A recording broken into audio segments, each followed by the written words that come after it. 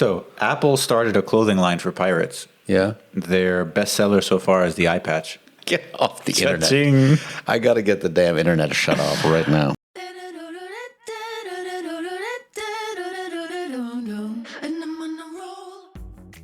I'm Rob. And I'm Marty. And welcome to Tradesplaining, a podcast that tries to make sense of international trade, business, and expat life without putting you to sleep. In episode 52, we will talk about why trade is tanking. Thanks, China. Thank you. Why the Wild West may be over in the digital industry. And of course, Switzerland's newest threat, giant carp. Later, we'll talk to Anne-Catherine Zotz and Caroline Forrester of the White Label Project on what it means to run a truly sustainable e-commerce business. And of course, where to get Geneva's best fast food. And I think we'll try to throw in a few jokes, despite the heat, some listener feedback, and sneak in a news roundup or two. So without further ado, let's get into it. Sweat responsibly, folks. Sweat.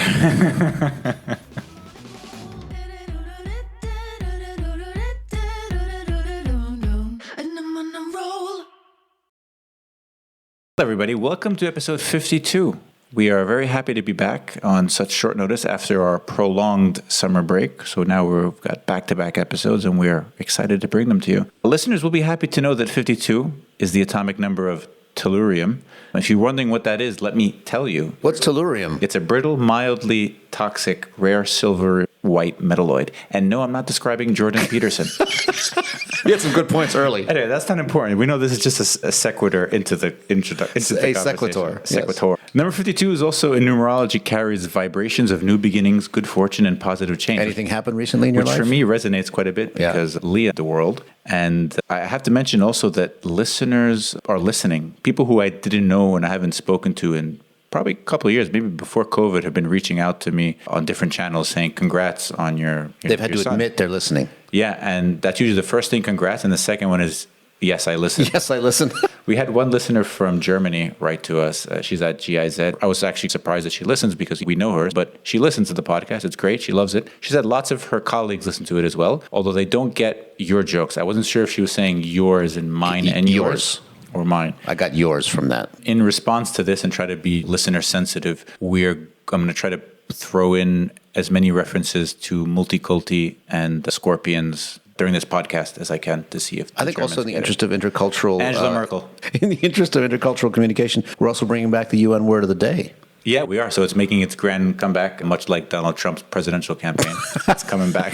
So it's a good thing, folks, if you didn't get that. So it is a good thing. And as always, don't forget to subscribe to the podcast to make sure you catch our future episodes. Better yet, you can also share it with a friend or a stranger. You can find us anywhere you get your podcasts. Anywhere? So subscribe to all of them. And do leave us a review on Apple Podcasts or Spotify. They do help, do make a difference. And we know many of you are listening. More and more than we thought each day, actually. So do what I said and... Just do it. Just do Smash it. That. Nike's going to sue us for that. So I wanted to come in here, Artie. We like to keep the podcast light. And everybody knows it's a good podcast. Maybe if you have tooth pains, stuff like that. But there's been a really important notification from the Centers for Disease Control in the U.S. Some of you may have your turtle near you. Stop kissing and snuggling your small turtle. It does seem to be the source of a salmonella outbreak. So I know many of you have turtles. Many of you, maybe you like to listen to the podcast. You like to have the turtle near you. Don't eat or drink near your small turtle, because this could cause even hospitalization. The good news is it's quite easy to run away from the turtle because you'll see him coming pretty slowly at you. In the interest of this holiday season for a lot of us in the Northern Hemisphere, some of you may be in Italy. I know you enjoy Italy. You will not, as we know, be able to enjoy Domino's in Italy, but also those of you who enjoy Russia. Domino's is now finally leaving Russia. I think we do get a few listeners from there. This is big. Domino's is leaving Russia? Yeah, there's been a lot of stuff. I know a lot of consultancies left Russia. I know McDonald's left. This is Domino's. That's how you know sanctions are working. Yes, exactly. Trade is fragmenting. And it's trade and services, by the way. It's a franchise. Let's get out of here before my plane suddenly crashes.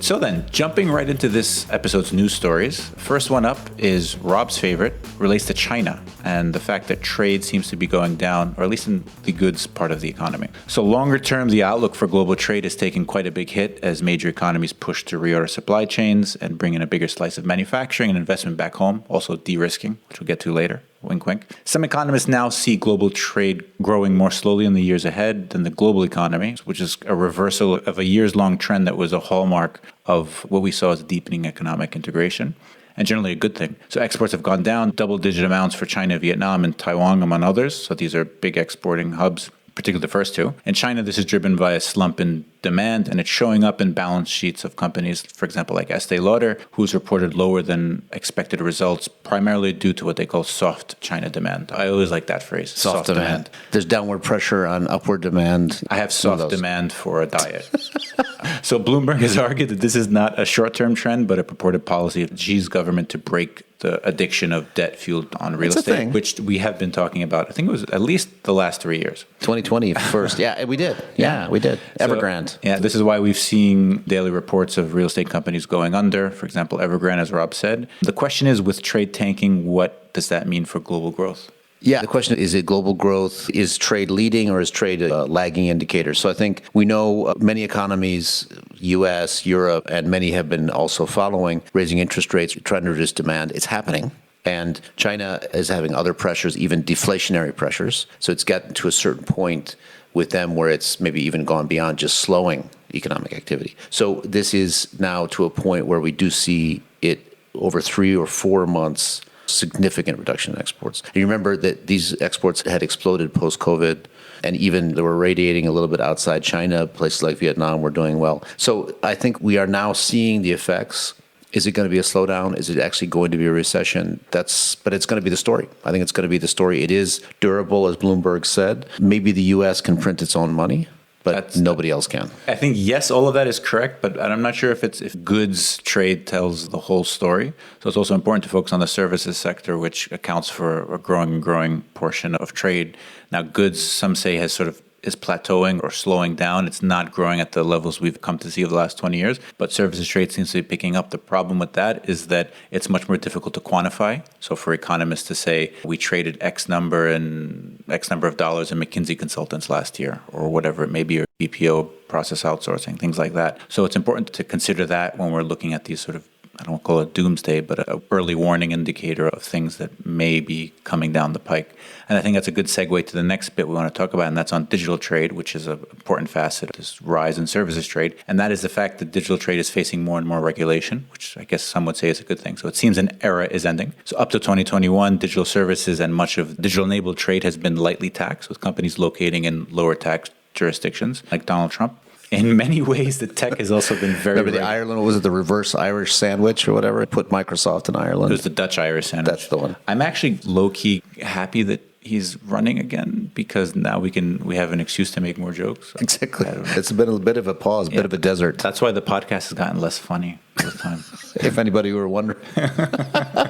So as I said, you'll remember that the EU has began a change in this regulation movement when they imposed new taxes on major US tech companies like Meta and Google. Countries like France and Italy started to impose punitive restrictions themselves on an individual basis. The OECD thankfully negotiated a settlement to reallocate a lot of that money in corporate profits to address this and stop proliferation of taxes, which was seen as counter to the modern digital trade, so free flow and things like that. And then, of course, implementation has been delayed, and now the Canadians are weighing in. Not again the Canadians. You remember the forest fires? It's always the Canadians. First it's the pollution, and now this. They're either sending pollution and smoke or taxes. And so they're weighing in with a 3% tax on, or potential 3% tax on digital revenue, which hits Canadians. So anything that Google is seen to be selling across border will be hit with a 3% tax. So this is almost certain to end in a trade dispute, another one. Regulation also seems to be rising with GDPR. So this is building on GDPR, I should say. And now more sets of new EU regulations are looking to police content and ensure what they call fairer competition. So it seems on the face of it, this era of Wild West is ending, at least in the larger economy. So what it'll mean for consumers, I think, remains to be seen. Yeah. I do think there's something happening here. So GDPR this is just data protection, but it did already make a big impact. It's a great name. We knew, it sounds like some kind of North Korean republic. Almost as good as IRA. Then we know this has been unregulated, and we've had these big conversations in the U.S. about, what is it called, Section 301 or something, where the platforms can't be held responsible for their content. There's a lot of pressure on that. And then globally, They've blown through that, and they're now trying to police content. And we know in Canada, they've already done this, and Meta has actually withdrawn. Section 230. 230, yeah. So Meta has actually withdrawn news feeds, and this has been an issue during the fires. In Australia. So it's starting in Australia. Remember, this was an issue that was on and again and off again. It's hard enough to get information down there because they're on the end of the world. It's really far. Do you know the toilet seats flush me out? That's far. a stupid segment. It'll be a different one. Then there's also, even in the U.S., they've been looking to ensure competition. So we know Google was in trouble for putting their own results first, Amazon the same, and the EU regulations now are pushing this. And we know EU is often a leader in regulation because they like to regulate everything, everywhere, all the time. They'll probably win an Oscar. The Wild West is over. Now, what's the implication? Is this, a lot of people said doomsday, and of course, Zuck is out there saying you're not going to be able to get your belly fat cat photos reduction ads the way you like them. I don't think we really know yet. We know it's been unregulated, it's been completely open, and we know this has been to the advantage of the U.S. platforms. So people see this as a way to democratize things, but I think it's yet to be seen if this is going to be a negative for consumers. I think it's a natural outcome in terms of the timeline. It's difficult for anybody to tell you whether that'll happen in the next 1, 2, 5, or 10 years, but I think it's just a natural outcome for a segment of trade, which is, I guess, relatively speaking, in its infancy. Now it's sort of becoming a teenager, and now is when sort of the rules start to solidify or crystallize. And now you're seeing, we've talked about this ad nauseum, how the EU and the US and other jurisdictions are sort of staking out claims to what the future tax policy for this, another round in this negotiation, if you can call it that.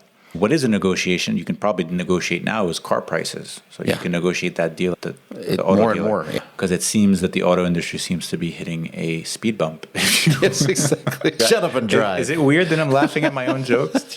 It's you got to on a podcast because there's no audience out there. Yeah, they told us laugh more. Yeah, and the Jazz Ed guys are not laughing. They don't get it. They're not getting it. Audi, Mercedes, BMW. Farfig nougat. Absolutely not funny. Farfig, that's a fig biscuit. You know that? Not funny. Far from puking. Remember that 90s t-shirt? Bayern Munich. München, sorry. Anyway, so the global auto industry seems to be... multicultural, folks. That didn't come through there. Thank you. Angela Merkel.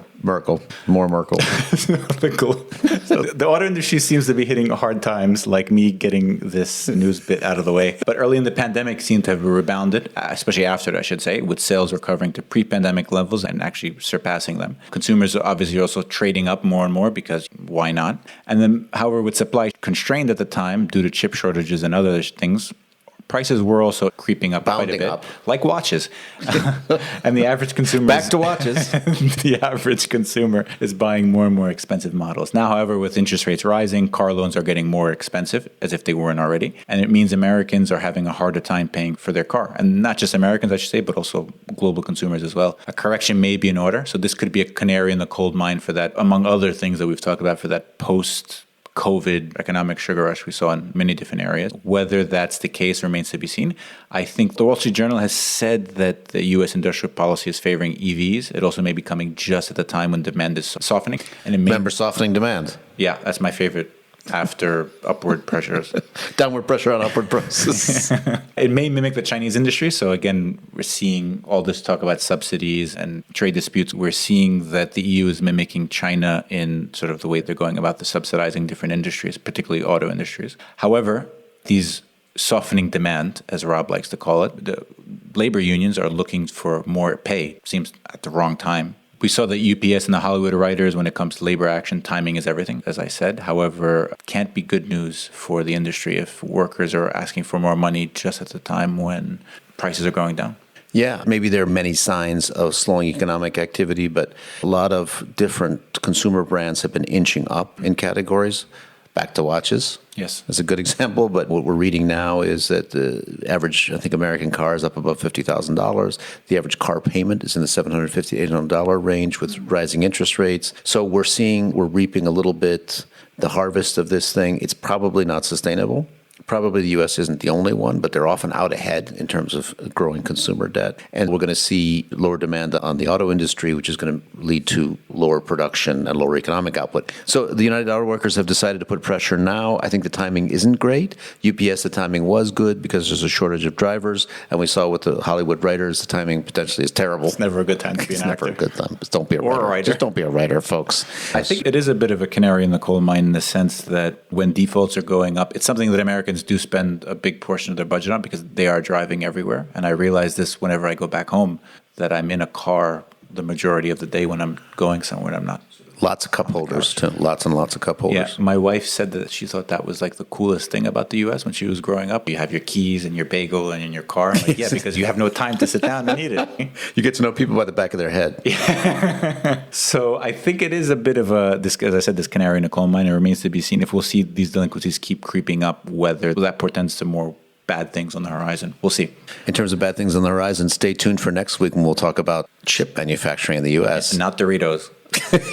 Computer chips or potato chips, there's no difference. Thanks, Clinton. I feel like I'm allowed to make more dad jokes now because I am, in fact, a dad. You're a dad? Yeah. Ba-boom. I've got a dad joke for you, actually. Why did the bald guy get tattoos of rabbits on his head? I don't know. Because from a distance, they look like hairs. Oh, God.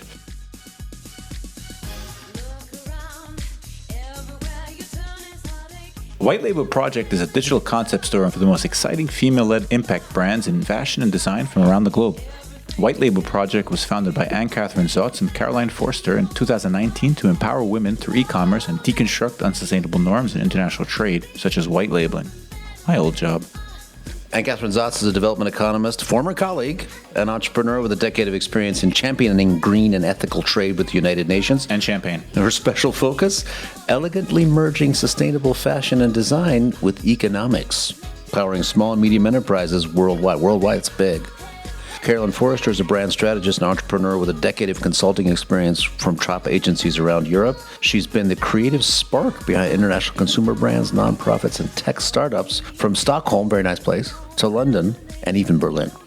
She curates, and I do use that word advisedly, brand narratives at her own consultancy, Studio Forrester. This interview was recorded a few weeks ago separately, so you may notice a slight difference in sound quality. Or not. If you don't, then just forget you heard this. So Anne-Catherine, Caroline, welcome to the program. Very good to have you. We're looking forward to hearing about your entrepreneurial journey and how you got to this place. Can you start off by telling us a little bit about that journey? What brought you to trade and what brought you to the white label idea? So I came into trade because of my own journey at the UN. So I started off in Chile, worked a bit on logistics actually and transport in trade. So that was very far away from where we are now. And because of that, I ended up working at the International Trade Center. So that was then very much 100% trade, and not even only associate, but really, hardcore. Nothing wrong with that, obviously. Yeah, exactly. But already there working on any topics related to sustainability, especially environmental sustainability. So that gave me a lot of thinking, what goes wrong in this world. Actually, a lot of frustration also, I think, around how much is commoditized. So you think always of the typical coffee, tea, chocolate, cocoa. Yeah. That's the typical, but then you go a bit deeper and you everything else as well, when it comes to clothing. And so from that frustration, how everything works and how we try to make big traders or big companies more and more sustainable, and the work we did working with, of course, SMEs around the globe, but still having, let's say, a small impact when it comes to these large brands and retailers. And at the same time, perhaps having the observation that there's so many cool projects out there, small entrepreneurs who really want to change it and have sustainability embedded in their DNA from the very beginning, but completely overshadowed by these large commodity markets. Yeah, so with that, I sat down with Caroline one night after another frustrating conference. It was a Shea conference in London, and it was big traders were there, and that was really frustrating. And then we talked about it, and Caroline came from another perspective. She is a brand strategist, so she also had worked with the big guys on selling their products. So pushing it on people, it can be also very frustrating. Exactly. So bringing both of our perspectives from the development world and the brand marketing world together was why don't we join forces and think how all our knowledge, our experience can be brought together and turning into something good. Yeah, how did you get to the same place? As Anna already mentioned, I started my career as a brand strategist and did a lot of customer insight analysis and also brand strategies for a lot of big global brands, also within the food sector a lot, but also some other industries. And also worked in tech for some time, a bit more service design, so really big guys in many different areas.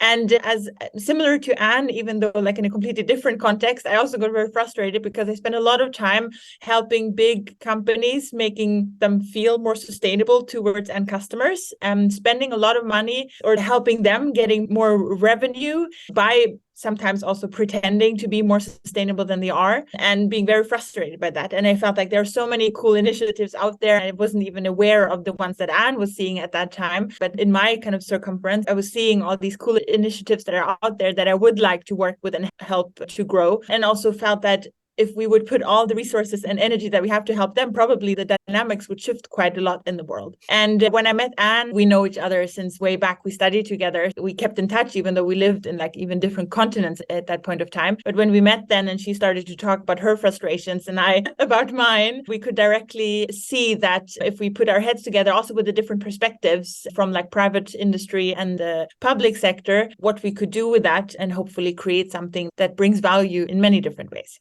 Okay, we're going to come back to giving up a salary and how that felt and the whole entrepreneurial journey. You guys didn't mention that one. That would be the first thing that would maybe stop me. But let's start from the basis. So we hear a lot about sustainable trade. We hear a lot about sustainable fashion, even sustainable consumption. So what does it mean? We got a lot of listeners, some of whom are more sophisticated in trade, more like you and I and Catherine, some who are more private sector oriented. But to you two, what does it mean? Sustainable trade? What does it mean? Sustainable, let's say, fashion in this case? Yeah, I think what is important for us that it's not only social and environmental sustainability that's a given for us. Any company, any brand we feature on White Label Project, we can say it's socially and environmentally sustainable, but it's also economic sustainability. And that is something which is sometimes overlooked and it's at the same time essential. So it's like a real issue. So we really need to have platforms which actually enable companies to sell their products. If this doesn't exist and we only help them communicate their story better, position themselves better, it's all nice. But at the end, Robert yourself also, it's so hard to sell to those desired markets in the global north that you need to have enabling systems to do. And that was very important for us so that we really have all these three dimensions of sustainability represented in what we do at White Label Project. So social, environmental, but also economic sustainability, so that we really help business to sell their products, to have more income, and to grow themselves as a business. So maybe to Caroline, so this is a very noisy market. There's an incredible number of choices for folks like me, for you two as well, to buy. And story is nice, but of course we buy based on price, based on quality, based on taste and so on. So if economic was part of this and helping them sell, how do you create space in that very noisy market? Yeah, it definitely is a noisy market and it is difficult, but I think it really comes down to brand building in the end. First of all, of course, the platform itself to be visible in the right context for the customers to find the platform, but then also especially for our brands to be visible as brands. We see in many cases, and I think that's also one of the key thoughts or principles behind White Label Project, that we saw a lot of businesses that position themselves as artisans or crafters. And yes, there are a lot of artists and crafters behind each company, but we need to start talking about brands to also become real competitors to other brands that are very clear on who they are, like in their identity as a company. And I think if you're a brand, you can create a real connection to the end customer, which is again also what really can create value for you over time. Because once a customer learns about you and your brand and your story, they can keep on buying. They can create a relationship with you as a brand. And now we have 35 plus brands, also women-led brands, really cool brands with amazing stories, really great products. And that power together, which is also one of our core ideas, like the community of these great brands,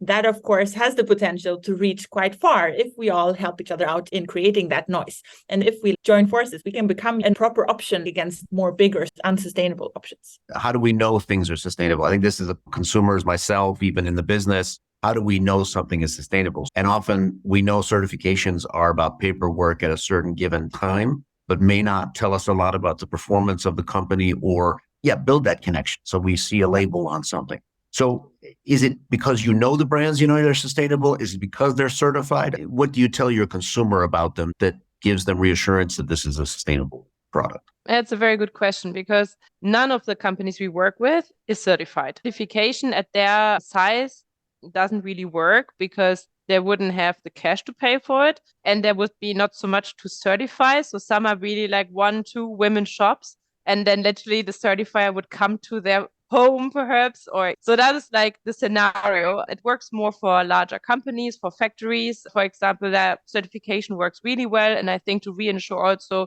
larger retailers when they make large purchases like mass orders. It's a good thing, but it doesn't work really for the smallest in the chain. And what we do, we have a quite direct communication with them. We understand, for example, a critical case is when they work with indigenous communities or marginalized groups. And what is very important for us is that they don't go into a community unaccompanied, that they always would work with a local NGO who then again has a larger, let's say, a project or work with a community. So it's a part of it's the income generation, but the other one might be like around nutrition or women empowerment inside the communities. And that gives us a lot of reassurance. So it's third party, you could say, certification or verification, especially when it comes to a very critical point, like engaging with the poor communities. And the other one is around the sustainability of the materials they use. So what we look at is that the products are made from recycled or upcycled materials or from natural fibers,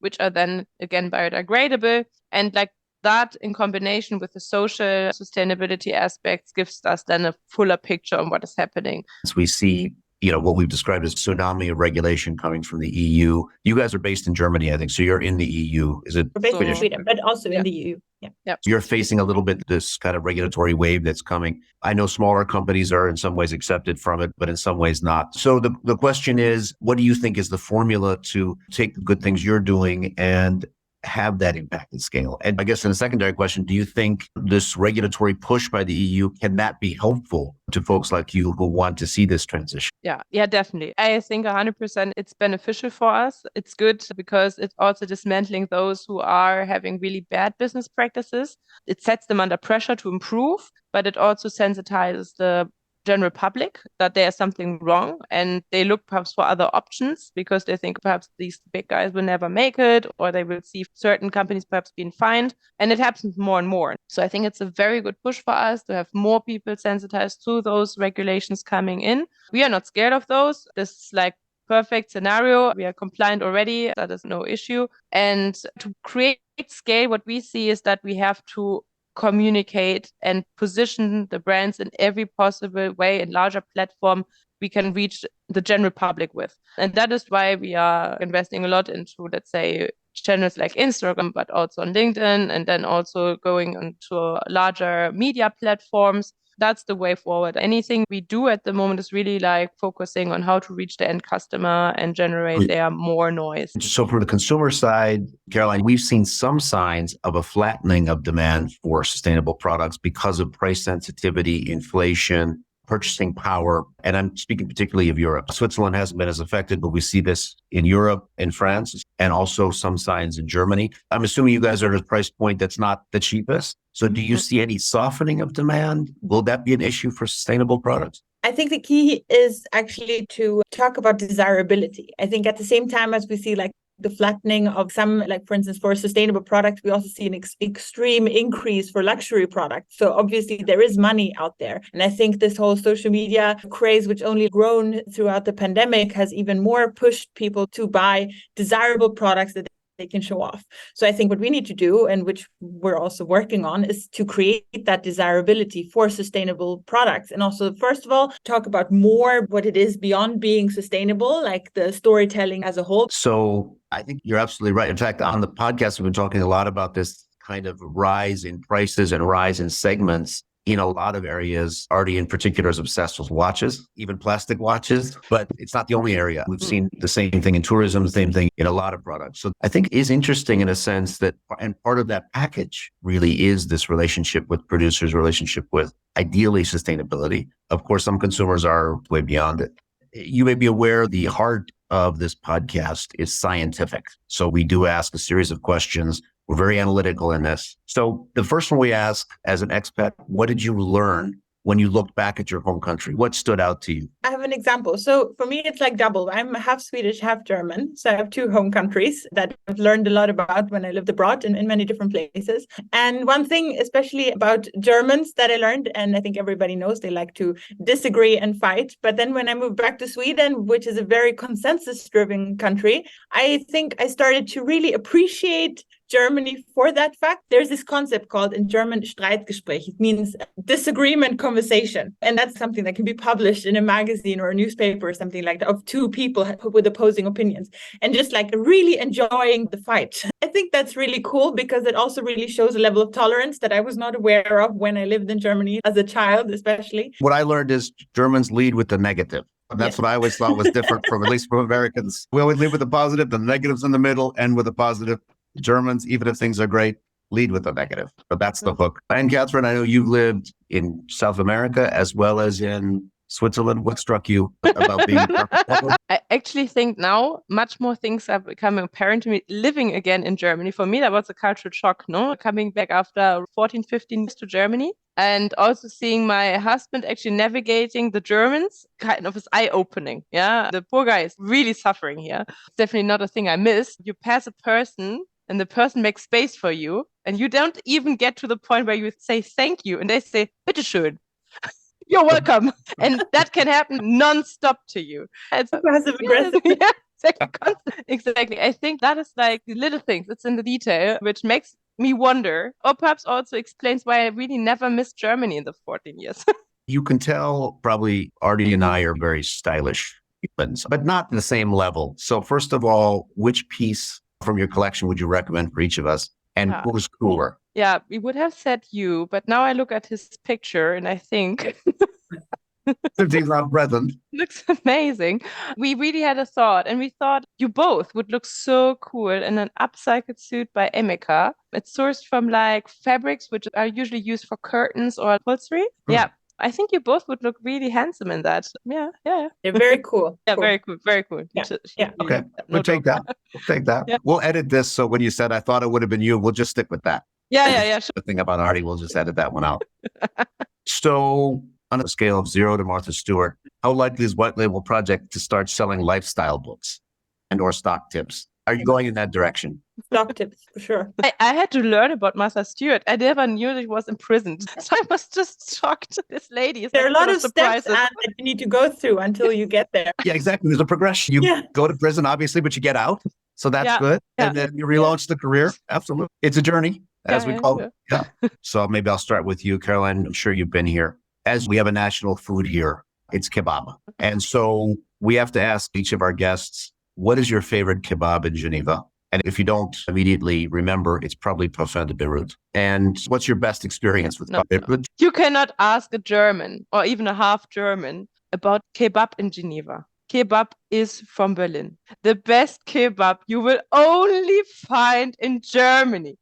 So in Berlin, where's the best kebab? For those of us who will luckily get to travel there, where's the best kebab in Berlin? I've had one at the station. I don't think that was the best one. It was only €2. So this was obviously a very good deal, very inexpensive. But where's the best kebab in Berlin? There are several, no? I think any in Kreuzberg would be very nice. I think any area has their food. Yes. I think there's so many. Yeah. Not the train station. That was a really bad pick, I think. You never should have. Very good. I think that's going to bring us to a close on the interviews. Thank you very much, both of you, for sharing your experience on White Label and talking to us a bit about sustainability and so on.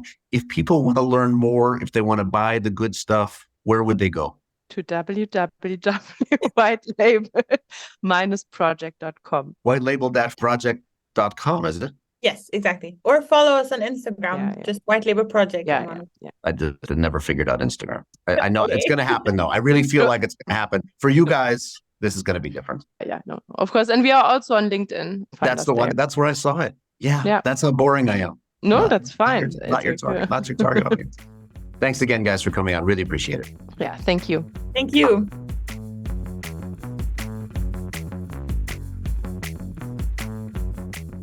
So, Artie, this is really a super auspicious moment. This marks the return of our famous UN Word of the Day segment, where we break down those pesky buzzwords so you don't have to. Lately, we've been hearing a lot about one concept in particular. All of you will immediately align to this: de-risking. So we've been doing a lot of de-risking for China, de-risking in other ways. Tell us, Artie, what does that mean to you?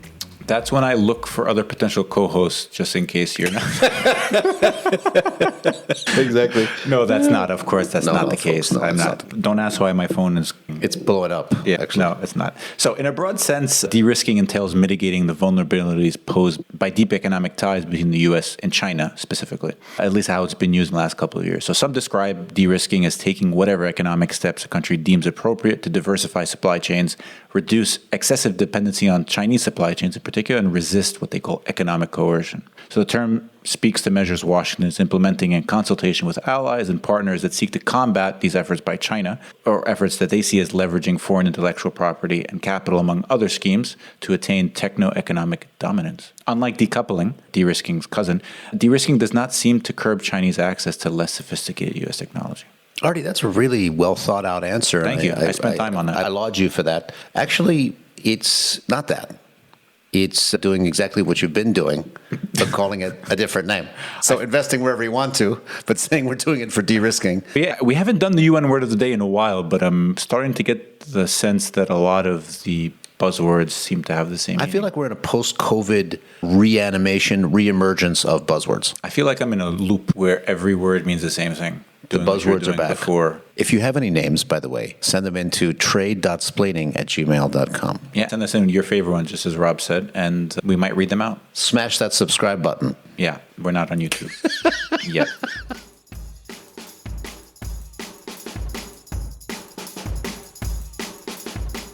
So finally, Artie, we have This Week in Local News. You wouldn't believe this was true unless you lived in Geneva or really probably anywhere else. Or listen to Tradesplaining. We don't have a lot of time for this segment, but I do think there's a very important thing, the menace that's been presented by nature lately. Menaces. We've got the Asian wasp. We've got the attack cows from last week. There's the snapping turtle, take your finger off. There are beavers out there. Turtles. Multiple beavers called beavers, or is it just beaver? Try making soup out of those turtles. But now we've got something that's lurking in Swiss rivers. This is the giant carp.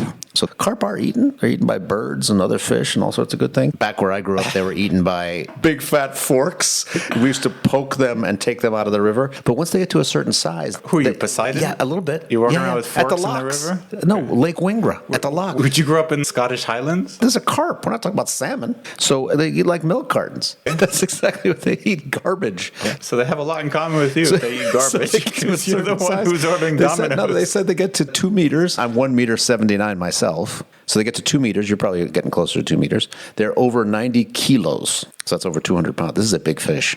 And so people are out there finding them with like Doppler radar. I don't know, some kind of special radar. That's controversial, apparently. And they say they're eating them. So they're ending up on people's plates. So what I would say is... They're eating the radars. For those of you around Geneva, when you think you're getting filet de perche, I think you're getting a big fat chunk of carp. So carpe diem. So in those shallow rivers, you think you're walking, maybe you hit something, maybe you think it's like a mattress. Could be a carp or a carpet. So I would say avoid the fields where the cows are, avoid places where wasps fly, steer clear of the turtles. Don't cuddle those ones especially. I almost want to take my chances with the beavers again. It's the least bad. It's the least bad of all these options you've presented these last couple of weeks. So folks, if you're planning to visit Switzerland, I would say bring protective gear. Yeah, or a sword, flamethrower, Stab vest, everything. RPG. Bring it all. And air conditioning. Folks, that wraps up episode 52, brought to you by tellurium, the mineral which composes, I think, roughly 90% of Jordan Peterson. The other 10%, bitterness.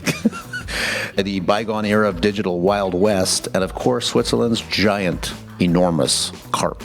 We also want to thank Anne-Catherine Zatz and Carolyn Forrester of the White Label Project for talking to us about their journey as entrepreneurs and, of course, their love for...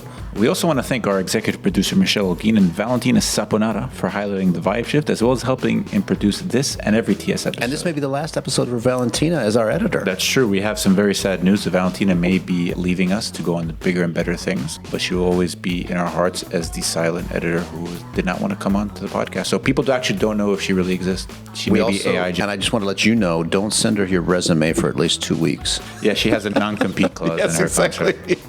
Please also don't forget to subscribe to the podcast if you haven't done so already, to make sure you catch our next episode coming up Very soon. sooner than the last two that were this summer. You can also find us on Apple Podcasts, Spotify, Google Podcasts, or anywhere you get your Really podcasts. anywhere. Don't forget to leave us a review on Apple Podcasts and Spotify. 5 stars. We do read all of them, so please be gentle. You can also follow us on X, the app formerly known as Twitter, at Tradesplaining, or on Instagram at trade.splaining, or email us your questions, comments, the old-fashioned way at trade.splaining@gmail.com. Once again, that's trade.splaining@gmail.com. And remember, folks, listen Angela Merkel. listen responsibly. Jawohl.